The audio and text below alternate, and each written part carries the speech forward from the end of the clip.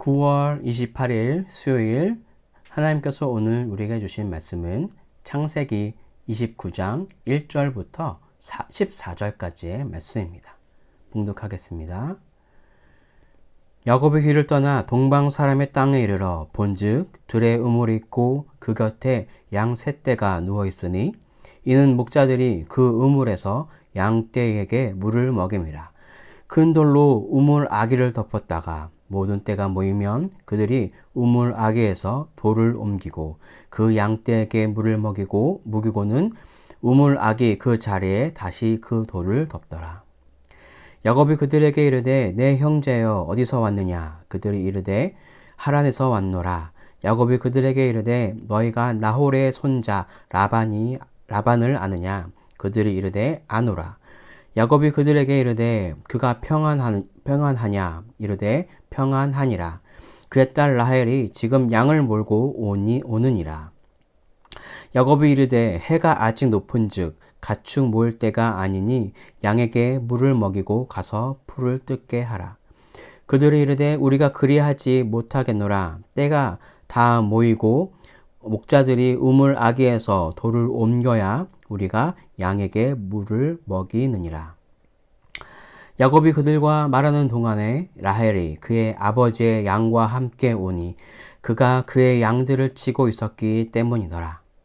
야곱이 그의 외삼촌 라반의 딸 라헬과 그의 외삼촌의 양을 보고 나아가 우물 아기에서 돌을 옮기고 외삼촌 라반의 양떼에게 물을 먹이고 그가 라헬에게 입맞추고 소리내어 울며 그에게 자기가 그의 아버지의 생질이요 리브가의 아들됨을 말하였더니 라헬이 달려가서 그 아버지에게 알림해 라반이 그의 생질 야곱의 소식을 듣고 달려와서 그를 영접하여 안고 입맞추며 자기 집으로 인도하여 드리니 야곱이 자기의 모든 일을 라반에게 말하매 라반이 이르되 너는 참으로 내 혈육이로다 하였더라. 야곱이 한 달을 그와 함께 거주하더니. 아멘. 창세기 29장부터 31장까지는 야곱의 타향살이를 다루고 있습니다. 베델에서 하나님을 만나고 하나님으로부터 언약과 위로를 받은 야곱은 이제 본격적으로 외삼촌 라반이 있는 땅으로 발걸음을 옮깁니다. 1절에서 야곱이 길을 떠나 라고 한 이 부분은 히브리어 원어로 살펴보면 야곱이 그의 두 발을 들어 올렸다라는 조금 더 적극적인 의미를 포함하고 있습니다. 하나님을 만나 이제 회복이 된 야곱은 하란으로 가는 라반에게 가는 마음가짐이 달라졌을 것입니다.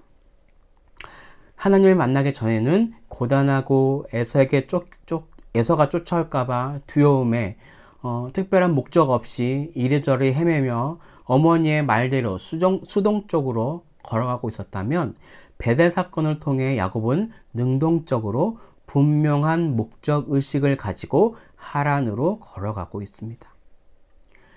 야곱이 삶에 대한 자세가 수동적인 자세에서 적극적인 자세로 바뀐 것이죠.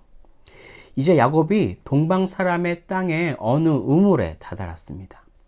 우리 2절과 3절을 다시 읽어보면 본즉 들에 우물이 있고 그 곁에 양 세 떼가 누워 있으니 이는 목자들이 그 우물에서 양떼에게 물을 먹임이라. 큰 돌로 물 아기를 덮었다가 모든 떼가 모이면 그들이 우물 아기에서 돌을 옮기고 그 양떼에게 물을 먹이고는 물 아기 그 자리에 다시 그 돌을 덮더라. 물이 귀한 이 지역에서는 물 관리를 잘 해야 했습니다. 그래서 개인이 와서 함부로 물을 퍼나르지 못하도록 여러 사람이 함께 들어야 옮길 수 있는 돌을 우물 위에 두어서 물을 구하려면 무리를 지어서 우물에 가야 물을 깃도록 할 수 있게 하였다고 합니다. 이제 야곱이 그들을 보고 자신의 친족 라반을 아느냐라고 물어보고 있습니다. 그런데 이 어찌 하나님의 인도하심의 완벽한 타임일까요? 바로 뒤에 오는 무리 중에 그의 딸 라헬이 있다고 말을 하고 있습니다. 4절부터 6절을 좀 보시면 야곱이 그에게 이르되 내 형제여 어디서 왔느냐? 그들이 이르되 하란에서 왔노라. 야곱이 그들에게 이르되 너희가 나홀의 손자 라반을 아느냐? 그들이 이르되 아노라. 야곱이 그들에게 이르되 그가 평안하냐? 이르되 평안하니라. 그의 딸 라헬이 지금 양을 몰고 오느니라. 예, 이제 야곱은 라반을 만나기 바로 직전에 있습니다. 무리들과 이렇게 말을 하는 동안에 라헬의 모습이 보입니다. 9절입니다. 야곱이 그들과 말하는 동안에 라헬이 그의 아버지의 양과 함께 오니 그가 그의 양들을 치고 있었기 때문이더라. 이 당시에는 보통 여자가 양을 몰지 않았다고 합니다. 양을 모는 것은 거친 광야를 다녀야 했고 때론 먼 길을 다녀야 했기 때문에 보통 남자들이 하는 일이었는데 이후에 사랑에 빠지게 된 라헬과 이렇게 만나게 하시는 하나님의 섭리를 볼 수 있습니다. 이제 우물에 다가와 양떼에게 물을 먹이고 있는 라헬에게 야곱은 다가갔습니다. 그리고 야곱은 라헬과 인사한 후에 소리를 내어서 울면서 자신을 소개하고 있습니다. 11절과 12절입니다. 그가 라헬에게 입맞추고 소리내어 울며 그에게 자기가 그의 아버지의 생질이요 리브가의 아들됨을 말하였더니 라헬이 달려가서 그 아버지에게 알리매. 그동안의 고생이었기 때문이었을까요? 아니면 드디어 만난 친족을 만난 것에 대한 기쁨의 표현이었을까요? 야곱은 소리내어 울었습니다. 그러자 라헬은 하던 일을 멈추고 아버지에게 달려가서 야곱에게 들은 소식을 아버지 라반에게 전달합니다. 13절과 14절을 읽어보겠습니다. 라반이 그의 생질 야곱의 소식을 듣고 달려와서 그를 영접하여 안고 입맞추고 자기 집으로 인도하여 드리니 야곱이 자기의 모든 일을 라반에게 말하매 라반이 이르되 너는 참으로 내 혈육이로다 하였더라. 야곱이 한 달을 그와 함께 거주하더니. 이렇게 라반의 환대를 받으며 야곱은 편안하게 라반의 집에서 거할 수 있게 되었습니다.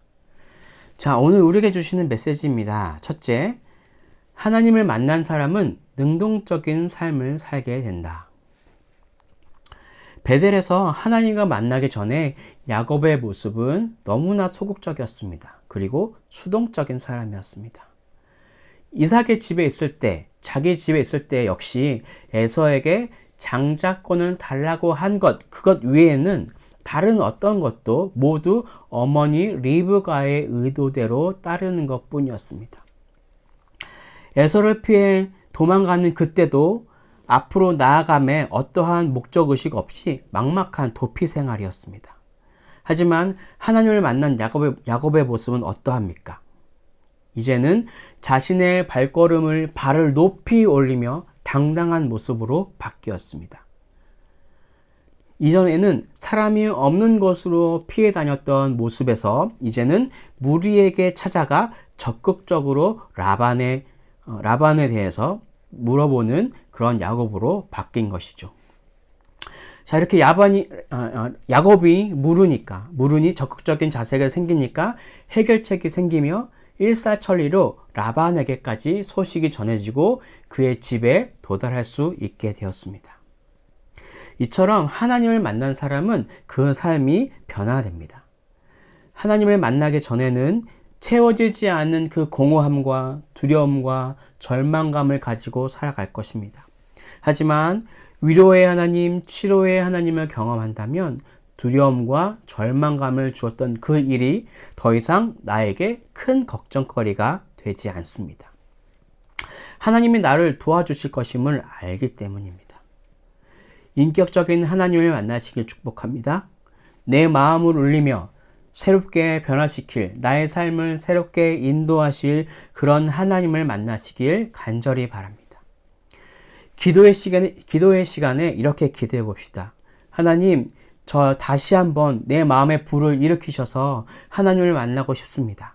하나님께서 주시는 참된 평안을 느끼고 싶습니다. 라고 기도하시는 시간 가지셨으면 좋겠습니다. 그래서 진정한 회복이 일어나는 우리의 삶이 되기를 간절히 축복합니다. 두 번째 메시지입니다. 둘째, 하나님은 성도의 발걸음을 친히 인도하신다. 브엘세바를 떠나 하란으로 가는 야곱은 지금이 어디에 있는지도 모르는 상태였습니다. 그러다가 어느 지역인지도 알지 못하는 곳에서 해가 져서 어쩔 수 없이 유숙하게 된 상황이 되었습니다. 그런데 그 밤 하나님이 야곱을 찾아오셨고 언약의 축복을 주심으로 야곱에게 변화가 생겼습니다. 정처 없이 방황하던 야곱은 이제 목표가 정확해졌고 하란 땅을 향하여 힘있게 나아갑니다. 그러자 오늘 본문에서 야곱에게 일어난 일들을 보십시오. 한 번도 와본 적 없는 땅에 있는 우물가에 마침 라반을 알고 있는 무리들을 만납니다. 그 무리들이 라반을 알고 있었고 그의 딸 라헬이 자신들의 뒤를 따라오고 있다고 알려줍니다. 무리와 대화하면서 기다리고 있으니 곧 라헬이 우물에 도착했고 입을 맞추며 인사하며 자신을 소개하고 있습니다. 라헬이 아버지 라반에게 바로 달려가 이 소식을 전하고 이제 야곱은 라반의 집에 거할 수 있게 됩니다. 상황들이 딱딱 맞아 떨어지는 것을 이어지는 것을 우리는 볼 수 있습니다. 야곱을 인도하신 하나님께서 우리도 이렇게 인도하실 것입니다.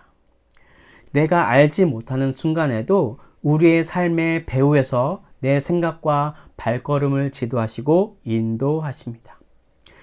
그리하여 모든 것을 합력하여 선을 이루어 주실 것입니다.